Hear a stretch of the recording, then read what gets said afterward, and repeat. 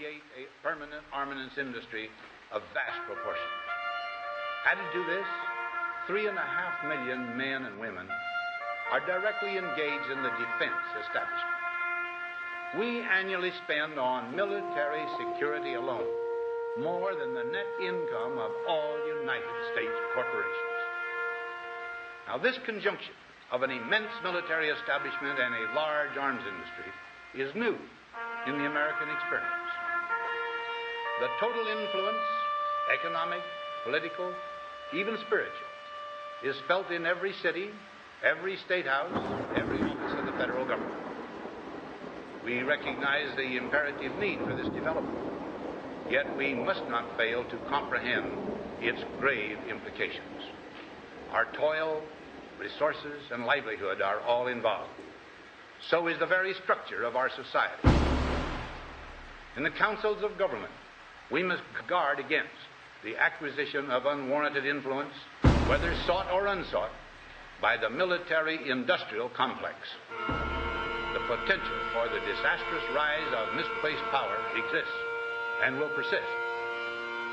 We must never let the weight of this combination endanger our liberties or democratic processes. We should take nothing for granted. Only an alert and knowledgeable citizen can compel the proper meshing of the huge industrial and military machinery of defense with our peaceful methods and goals, so that security and liberty may prosper together.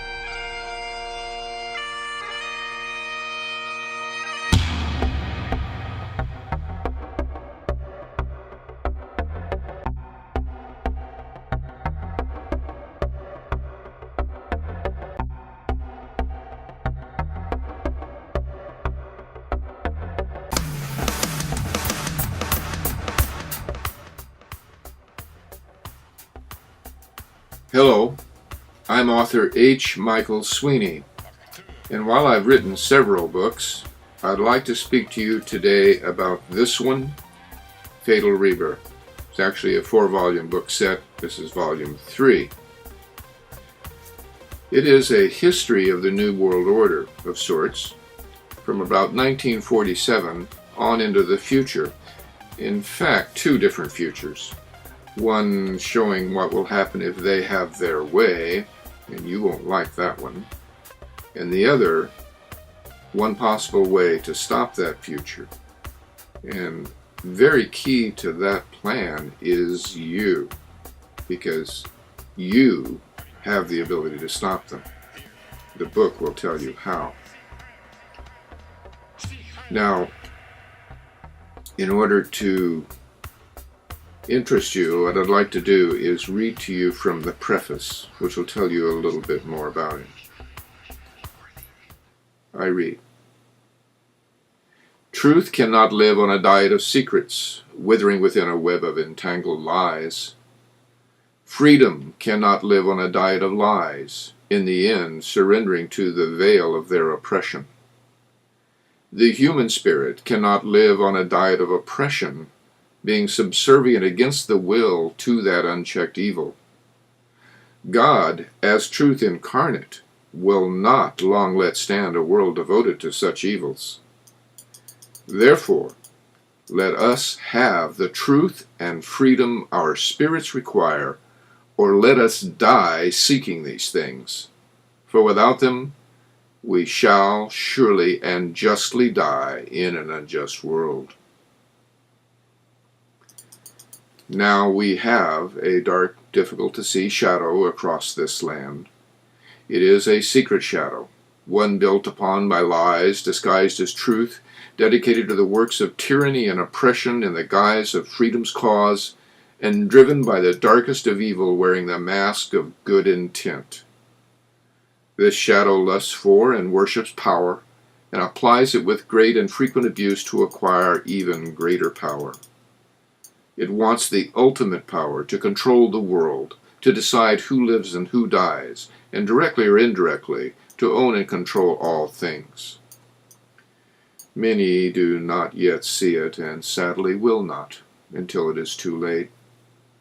Untold millions more will die, never knowing why. Who or what is shadow? What are its goals? What lies are fostered toward those goals? Is shadow actually real? Read and learn, and then you decide. For the reader is the only rightful judge to these things. Now, this author was once an ordinary man, eking out an ordinary existence. It was my happy state and my presumed ongoing fate. I like to say, actually as an aside here, I like to say that I was content with my Huntley and my Brinkley. But that was until I came into possession of what should have been an innocuous and unbelievable document. It was quite unbelievable and a tremendously conspiratorial document, detailing the many sins of the empowered elite and their ghostly minions within government, especially within the intelligence community.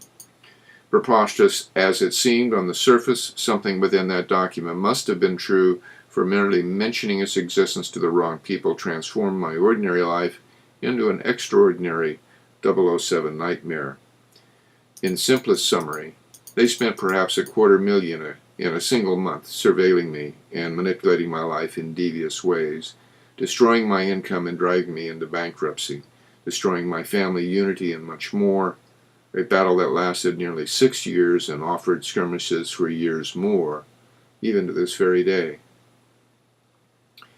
If that seems incredible to those who prefer not to know there is a boogeyman loose in the world, or that dark events might actually happen to them, these matters will be revealed factually within this work. As a work of fiction, very little of what is read herein is not based on fact, a matter discussed in more detail momentarily within the preface. But the question still remains, what about that document, unless it be the conspiracies detailed therein, so frightened my antagonists, such that they undertook strong measures against me? Indeed, what was the purpose of the document? Why was it ever written at all? More key, as the document itself attests, are the people behind the conspiracies and their dark motives. Who are they that they should so fear mere words on paper? They are shadow. This book is a story of shadow and its plans. It is thus in part my story. It is also the story of other Americans also caught in shadow's web. More importantly, it is your story, a story of your historical past revealed to be lies. If we do not take care, it may become the story of our dark future. And this is why I wanted you to hear this. It may become your children's future. Please don't let that happen. Fatal Rebirth is really a kind of a docudrama. It has to be written in a fictional construct, and you'll see why as soon as you start to read it. It's the only way to get the truth out, actually. There are over 1,500 footnotes and an appendix section larger than most books. And it details what I call the unified conspiracy theory, which shows that the dark bumps in the night of America's history were really not random events at all. They're very logical, stepwise actions in a plan towards what I like to call in-game scenario. We're very near that day when that will be put into action. So please read Fatal Rebirth. Decide for yourself and tell others. For that day is coming when it may be too late to say, God bless America. Please, God, do bless America again.